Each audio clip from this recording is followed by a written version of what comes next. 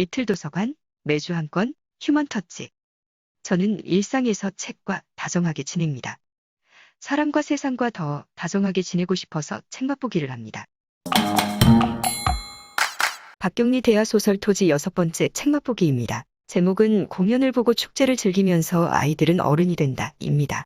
지난 책 맛보기에서는 강자 심한 강청대기 고목 앞에서 경건하게 기도하는 모습을 봤습니다. 또 최치수가 처음 결혼한 아씨와의 우정과도 같은 사랑 이야기를 들었습니다. 최치수는 그 많은 재산으로도 아끼던 여자를 살리지 못하고 사별해야 했습니다. 재혼을 한 이후에도 여전히 그 첫정에 사무쳐 있었다면 어린 별당아 씨는 얼마나 허허로웠을까요? 별당아 씨와 구천의 분류는 고독한 20대들끼리 서로의 외로움을 보듬어 어루만져주는 그림이었을 듯합니다. 그 와중에 서희가 엄마를 잃고 울부짖어야 했지만 말입니다. 한편 윤보는 동학농민봉기에 앞장섰다가 그 대열에서 빠져나왔습니다. 윤보는 사람은 사람다워야 한다는 뚝심을 가진 대목수였습니다. 동학농민봉기에 권력과 외교를 비롯한 수많은 이해관계가 얽혀있다 보니 윤보의 순수한 뚝심으로 버티기에는 역부족이었나 봅니다. 역사를 관조해보면 군중의 봉기를 수단으로 이용하고자 하는 배후가 있게 마련입니다. 무고한 백성은 그 배후에 의해 꼭두각시처럼 조종당하다가 희생되기도 합니다. 권력의 눈먼 자들은 그 희생조차 이용하려 듭니다. 처참한 희생으로 영혼의 상처를 입어야 하는 것은 백성들의 몫일 따름입니다. 순수한 혈기와 선한 의도로 시작한 봉기일지라도 반드시 참신한 성과로 이어지지 않을 수 있습니다. 봉기가 향하고 있는 그 끝에 권력 쟁취나 외세에 이 땅을 내어주는 모략이 도사리고 있지는 않은지 살펴보는 것은 21세기에도 유효할 듯합니다. 오늘 책 맛보기의 주인공은 장차 서희의 남편이 될 길상입니다. 길상은 최치수의 잔심부름을 하는 13살 소년입니다. 20대 구천과 10대 길상은 절에서 자랐던 아이들이었는데 구천은 어두운 반면 길상은 밝습니다. 길상은 때때로 그림을 그리고 가면을 만들고 공연을 즐깁니다. 노동과 여가가 조화로운 길상은 일상의 자비로운 안식처도 구축할 수 있는 능력의 소유자인 듯합니다. 길상은 엄마 75살 서희를 업어 키운 사람 중 한 명이기도 합니다. 재력 있는 양반가의 고와 서희가 어떻게 살아가는지 소상하게 지켜보는 파수꾼이 길상입니다. 길상이 장차 서희를 사랑하게 된다면 그것은 아마 고군분투하는 서희에 대한 자애 같은 우애 같은 연민 같은 복합적인 감정일 수 있을 것 같습니다. 소설은 길상의 남다른 면모를 다음과 같이 전해줍니다. 길상은 구례 연곡사에서 온 아이였다. 저놈 상어를 보아하니 중될 놈은 아닌 듯 싶으이다. 돌보아 주시는 것도 공덕이 될 것이요. 연곡사 우관선사가 절에 온 윤씨 부인에게 말했던 것이다. 떠나올 때 윤씨 부인 가마 뒤에 서서 울먹울먹하는 길상에게 이놈 길상아, 개천에서 용났다고 애내리려. 굵은 불덩이 같은 눈망울을 굴리며 노스님은 호통치듯 말했다. 길상은 왜 노스님이 자기를 최참판댁에 보내는지 알 수 없었다. 구천이보다 몇 달 앞서 윤씨 부인이 탄가마를 따라 최참판댁에 왔을 적에 사랑의 뜰에는 절보다 앞서 분홍빛, 석산 화가 흐드러지게 피어 있었다. 최치수가 거처하는 사랑채들에 한가득 꽃핀 석산화는 잎이 있을 때는 꽃이 피지 않고 꽃이 필 때는 잎은 없습니다. 잎과 꽃은 서로를 영영 볼 수가 없습니다. 석산화는 잎이 없어도 꽃대가 외로이 솟아올라 천연덕스럽게 꽃을 피웁니다. 석산화를 피한 화라고도 한다는데 불교에서 피하는 현실에 존재하지 않는 현실 너머의 세계입니다. 이승이 괴로운 사바 세계라면 저쪽에 있는 피하는 저승이며 죽음입니다. 그렇지만 또 다른 한편으로는 열반의 경지이며 안식처이기도 합니다. 길상은 안식처로서의 피안을 현실 안으로 들인 듯 보입니다. 길상은 한가해지자 응달진 창고 안에서 각시탈과 양반탈 만드는 재미에 푹 빠져듭니다. 그 재미에 동참하는 기분이 되어봅니다. 길상은 독을 등지고 앉아서 열심히 무엇인가를 만들고 있었다. 주머니 칼로 깎고 문지르고 다듬고 하는 손길은 조심성스럽고 섬세하게 보인다. 그가 손질을 하고 있는 것은 탈바가지였다. 아직 채색은 하지 않았으나 모양으로 보아 하나는 소무인 성쉽고 다른 하나는 새님탈인 것 같았다. 길상은 가늘디가늘게 깎아 만든 대살로 이리저리 대충 모양을 엮은 뒤 초배를 한번 하고 나서 못쓰게 된 한지 찢어내어버린 장지 종이를 모아 풀에 으깨어 살을 붙이고 그것을 여러 날에 걸려 말린 뒤 다시 살을 붙여 모양을 다듬고 해서 지금은 주머니 칼로 마지막 손질을 하고 있는 것이다. 두 손을 모아 호호 입김을 쐬고 부비고 하다가 그는 마지막 완성의 즐거움을 가만 누르고 물감을 풀었다. 이제 죽어있는 두 개의 탈은 살아날 것이다. 길상은 혀를 반쯤 내물고 붓을 움직인다. 소모와 새님, 두 개의 탈이 다 되었을 때 해는 반나절이 훨씬 지나 있었다. 길상은 두 개의 탈을 축혀들고 밖으로 달려나간다. 길상은 예쁜 젊은 여자 소물을 첩으로 둔 양반새님을 상상하면서 탈을 만들었을까요? 13살 길상의 사춘기는 외로움 속에서도 건강해 보입니다. 구천이도 길상이도 똑같이 절에서 자랐지만 길상은 구천과 꽤 다릅니다. 어딘지 모르게 양반과의 혈통이 섞여 있을 법한 두 사람은 어쩌다 절에서 자라게 되었을까요? 당시 절은 부처님을 모신 장소로만 한정된 것이 아니라 절의 존재 이유는 다양했을 듯합니다. 길상은 절에 있을 적에 그림 그리기를 배웠습니다. 단청이나 불화를 그리는 해관 스님의 꾸짖음 속에서도 무던하게 익혔습니다. 그 솜씨를 발휘하여 한가할 적이면 숯덩이를 잡고 땅바닥에다 관음상을 그려봅니다. 길상은 자비로운 관음상을 그리면서 자비를 구하고 자비를 입었을 듯합니다. 또한 길상은 정성 들여 탈바가지를 만들면서 창조의 기쁨에 한껏 젖고 실컷 누렸을 것이 분명해 보입니다.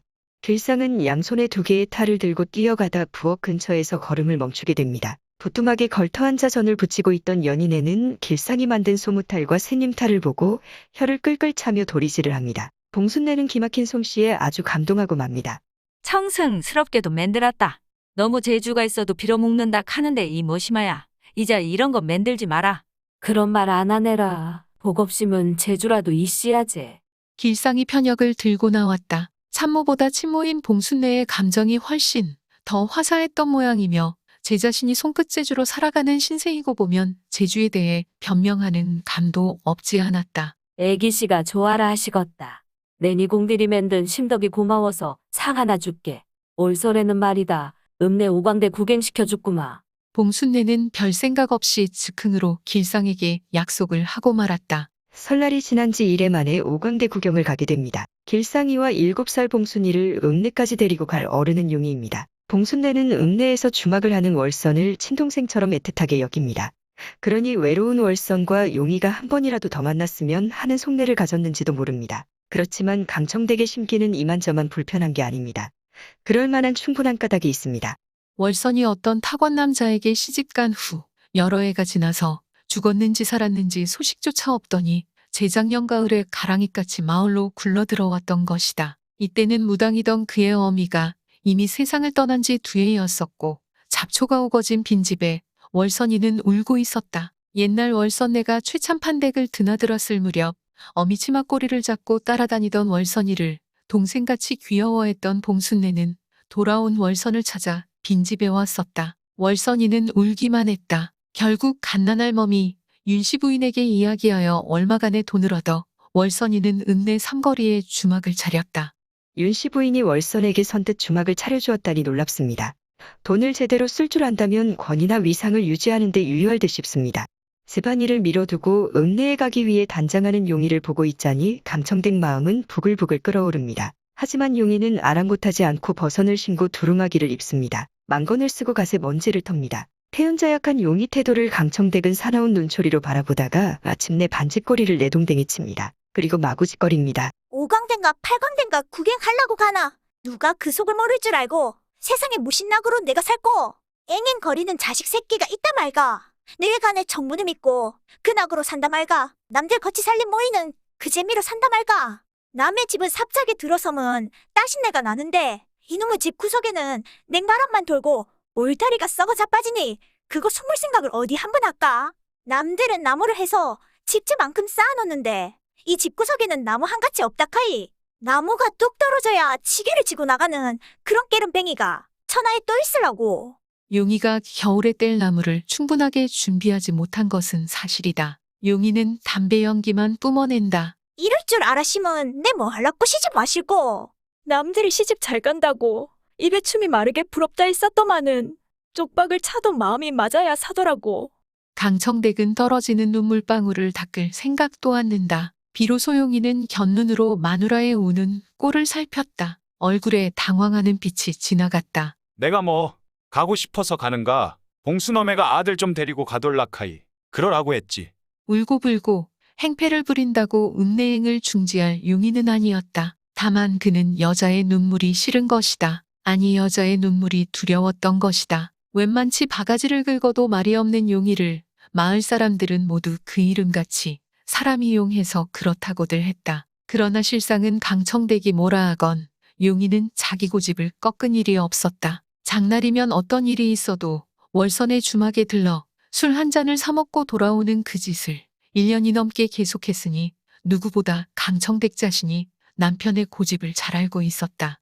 그럼에도 여느 때와 달리 눈물까지 짜는 것은 오광대 놀이로 설레는 밤, 그 밤이라는 게 탈이었고 아이들을 데리고 가니만큼 하룻밤을 묵고 올 수밖에 없는 형편이 불안했던 것이다. 이번만은 한사코 말리고 싶은 생각이 목구멍까지 차올랐고 용이 두루마기를 갈기갈기 찢어서라도 가지 못하게 말리고 싶은 간절한 마음이었으나 강청댁은 그러질 못했다. 용하게 보이지만 밑바닥에 깔려있는 남편의 유지부동한 고집 때문이었다. 볼품도 없고 알뜰한 살림꾼도 아니며 산골짜기 강청에서 본 바 없이 자란 강청댁을 이러나 저러나 데리고 살면서 여자에 관한 뜬소문 한 번 없이 모친이 맺어준 인연을 지키어 나가고 있는 것도 용이 나름의 고집 탓이라는 것을 강청댁은 어렴풋하게나마 알고 있었다. 용이 고집을 인정하는 것은 강청댁의 생존 방책일 수 있습니다. 동물적 감각으로 용이 참을성의 한계치에 대처하는 것입니다. 고지곳대로 말하고 고지곳대로 행동하는 강청댁이지만 몸살일 때를 아는 것은 생명이기 때문입니다. 강청이란 깊은 오지에서 자란 강청댁은 배운 바 없으니 덜 위선적입니다. 내숭을 떨 줄도 모릅니다. 자기 감정을 포장할 재간도 없습니다. 자연 그대로에 가까운 강청댁과 만나기만 하면 티격태격하는 사람이 이민혜입니다. 이민혜도 자기 감정과 본능의 솔직한 측면에서 자연에 가깝다고 할 수 있습니다. 그렇게 두 사람은 비슷한 듯하지만 이민혜의 욕정은 강청댁이 신용조차 낼 수 없는 것입니다. 이민혜의 욕정은 이민혜만의 타고난 자연적 특성일 듯합니다. 용이가 두 아이를 데리고 오광대 구경을 가다가 이민혜를 길에서 마주칩니다. 흰무명저고리에 옷섭 앞이 벌어져 있었다. 검정 치마도 불룩하게 솟아 있었고 몸풀때가 얼마 남지 않았을 것 같은데 이민의 얼굴은 좋았다. 무엇인지 불사조 같은 물가의 잡초 같은 끈질긴 것을 느끼게 하는 이 여자는 어떤 경우에도 건강하고 생명이 넘쳐 있는 것 같다. 여자는 염치불고하고 용이의 눈을 더듬어 본다. 풍만한 전기를 풀어서 용이 얼굴에다 설설 뿌리는 것 같은 웃음을 머금고 그는 임신한 여자였을 뿐 어미가 아니었다. 음탕한 것도 아니었다. 그것은 자연이었다. 강청댁이나 이민혜와는 다른 사람이 용이입니다. 용이는 일반 백성이긴 해도 마루 기둥에 한자 글귀가 장식된 집에 살고 있습니다. 양반은 아니지만 이 땅에 널리 퍼져 있던 유교 문화 풍토에 깃들어서 삽니다. 인간 서열을 중시하고 모반을 꾀할 엄두는 아예 없는 사람이 용이입니다. 그런 용이가 어쩌면 공자가 주창한 인을 양반보다도 더 금과 옥조로 여기고 사는지도 모릅니다. 용이는 모친에게도 윤보에게도 최참판댁에도 깍듯한 예절과 공경을 표합니다. 모친이 엮어준 조강지처 강청댁을 저버릴 사람도 아닙니다. 그것이 용이의 사람됨됨이고 카리스마일 수 있습니다. 읍내로 가기 위해 용이는 7살 봉순이를 안아서 나룻배에 오릅니다. 길상이도 따라 오릅니다. 평소에 13살 소년 길상이는 최치수의 신경질과 잔심부름을 감내하느라 얼마나 고되었을까요? 7살 봉순이는 5살 서희의 비위를 맞추느라 또 얼마나 버거웠을까요? 두 사람은 최참판댁 문턱을 넘어 읍내로 향하는 바로 그 순간부터 신바람에 온몸을 맡깁니다. 목소리가 한껏 올라가고 걸음은 날아갈 듯합니다. 축제는 일상 그렇듯 만난 간식이 빠질 수 없습니다. 봉순이는 들고 온 보자기 속에서 깎은 날밤을 꺼내어 오독오독 씹는다. 길상아, 줄까? 응. 길상이 날밤을 받아 오독오독 씹는다. 아재요. 문어다리 드릴게요. 용이도 문어다리를 받아 질겅질겅 씹는다. 주막에 당도하자 월선이가 아랫목에 봉순이를 안아 앉힙니다. 좀 전에 나룻배에 오를 때는 용이가 그랬듯이 말입니다. 봉순이는 서희에게 시라도 된 듯 기분이 우쭐해집니다. 봉순이도 서희가 없는 곳에서는 7살 백이 사랑스러운 아이입니다. 봉순이가 아이답게 우쭐한 모습을 보니 마음이 다사로워집니다. 오광대 공연을 앞둔 읍내는 들떠 있습니다. 가면을 쓴 배우들이 뮤지컬 공연을 펼칠 장터마당은 원형 무대로 탈바꿈하기 위해 시끌벅적 분주합니다. 아이들은 배우들이 분장하고 옷을 갈아입는 공간을 신기한 듯 들여다봅니다. 쌓인 의상이랑 탈바가지랑 갖가지 악기, 그리고 무시로 들락거리며 떠들어대는 광대들, 이 신기하고도 도깨비나라 같은 분위기의 아이들은 말할 수 없이 마음이 끌리는 모양이었다. 실상 오광대 공연의 내용과 형식은 아이들이 보기에 난처하고 난해한 감이 없지 않습니다. 요즘이라면 전체 관람가 등급으로 허용하지 않을 듯 싶습니다. 그러거나 말거나 길상이와 봉순이는 월선에게 맨 앞자리에 앉을 수 있게 해달라고 재차 조릅니다. 대사를 제대로 알아들으려면 맨 앞자리에 앉아야 하고 그래야 제때 폭소를 터뜨리고 제때 비탄에 적기도 하면서 공연을 오롯이 즐길 수 있기 때문입니다. 아이들은 주술적, 폭력적, 선정적, 비판적 공연을 열린 공간에서 보고 즐기면서 어른이 되어갈 듯합니다. 오광대는 청백적 흑, 황, 오색의 탈을 쓰고 그 탈바가지 색깔대로 옷을 입고서 춤을 추는 오방 신장광대를 두고 붙여진 이름입니다. 오방은 동서, 남북, 중앙을 뜻하고 신장은 잡기를 물리치는 장수신을 이릅니다.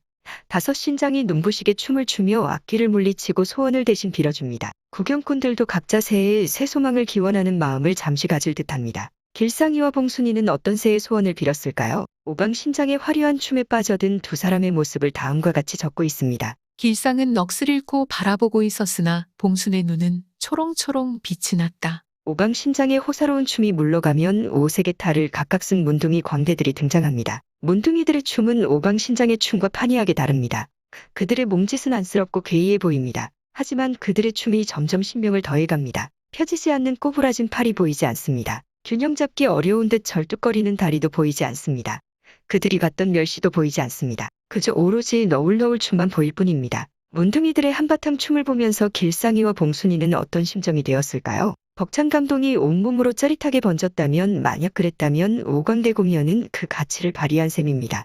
양반탈을 향해 말뚝이 탈이 조롱하듯 입담을 쏟아낼 때면 구경꾼의 폭소도 함께 쏟아지게 마련입니다. 양반이 봉변을 당할 때는 박장대소하면서 고소함을 느낍니다. 그 엄중한 신분제 사회에서 오광대 공연은 양반을 실컷 모독할 수 있는 탈출구입니다. 짓눌려 지내던 백성들의 응어리를 녹이는 그야말로 축제다운 축제입니다. 양반의 허세, 위선, 악덕을 힘차게 쏘아붙였다가 또 함께 어우러져 춤을 춥니다. 상대를 비판하다 보면 어느새 내 속의 허물도 알아차리게 마련입니다. 19세기 오광대 공연이 21세기의 가명극 뮤지컬로 재탄생할 수 있기를 꿈꿔봅니다. 오광대 공연이 19세기 첨단 공연으로 아이들을 비롯한 대중에게 각광받았듯이 21세기에 걸맞게 내용과 형식을 첨단화시킨다면 세계 시민이 함께 즐기는 공연이 될 수도 있지 않을까 행복한 상상을 해봅니다. 길상과 봉순이가 오광대 공연에 심취해 있는 동안 용인은 다른 주막에서 술을 거나하게 마시고 월선을 찾아갑니다. 그리고는 사나이가 웁니다. 사별하여 다시는 만날 수 없는 사랑도 가슴 아프지만 살아있으면서도 마음 놓고 가까이 다가갈 수 없는 사랑도 가슴 아프기는 매한가지입니다. 봉순내는 용한 용이에게 탈선의 기회를 만들어주고 싶었을까요? 아니면 동생처럼 아끼는 월선이의 외로움을 덜어주고 싶었을까요? 용이와 월선의 이 지극한 사랑을 강청댁은 어찌해야 할까요? 강청댁의 불안이 적중되는 밤이 오고야 말았습니다. 책맛보기를 접으며 그 밤을 남깁니다. 니는 내 목구멍에 걸린 가시다. 우찌 그리 못 살았노. 못 살고 돌아왔노. 하다가 용이는 울었다. 울음을 죽이려고 이르락 무는 용이 이빨 사이에서 괴상한 소리가 났다. 어느 시, 어느 때, 네 생각 안 한 날이 없었다. 모두 다 내 죄다. 와, 니는 원망이 없노. 끌어안아 여자 얼굴에 얼굴을 비벼댄다. 남녀의 눈물이 한 줄기가 되어 흘러내리고 또한 그들 몸도 하나가 되어 처절한 사랑의 의식을 올리는 것이었다. 이만 책맛보기를 마칩니다. 지금까지 리틀 도서관 매주 한 권 휴먼터치 황진이었습니다. 책맛보기는 그저 제가 경험한 책, 사람, 세상 이야기일 뿐입니다. 이야기하다 보면 사람이 덜 된 저 자신을 즐겁게 발견하게 됩니다.